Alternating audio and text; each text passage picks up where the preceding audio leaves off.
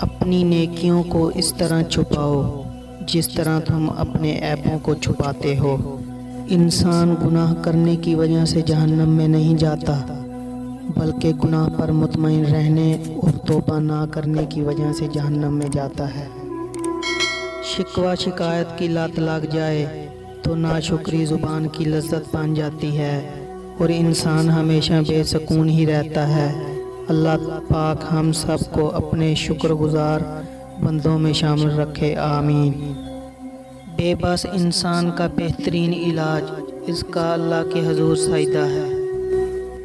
جب درد بڑھنے لگے اور کچھ بھی سمجھ نہ آئے تو اپنے رب کی طرف چلے جاؤ، کیونکہ دل کا سکون بس اسی کی یاد میں ہے۔ ہو سکتا ہے کل کی رات قبر میں ہو، سوچ سکتے ہیں آگے کیا ہونا ہے۔ وقت اچھا ہو یا برا، اللہ کبھی ساتھ نہیں چھوڑتا۔ اگر چاہتے ہو خدا ملے، کام ایسا کرو کہ دعا ملے۔ نماز مٹی کے انسان کو سونا بنا دیتی ہے۔ جو نہ مانگو تو نواز دیتا ہے، مانگ لو تو بے حساب دیتا ہے۔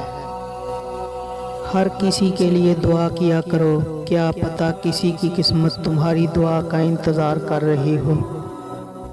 جو کرتا ہے اللہ کرتا ہے، اور اللہ جو کرتا ہے وہ بہتر کرتا ہے۔ زندگی بہت چھوٹی ہے، اس لیے جلدی سے معاف کر دیا کریں۔ ہمیشہ سچا پیار کریں، بے شک لوگ جھوٹے ہوں، خوب دل کھول کے ہنسا کریں اور ہمیشہ اس سب کے لیے خدا کا شکر ادا کیا کریں۔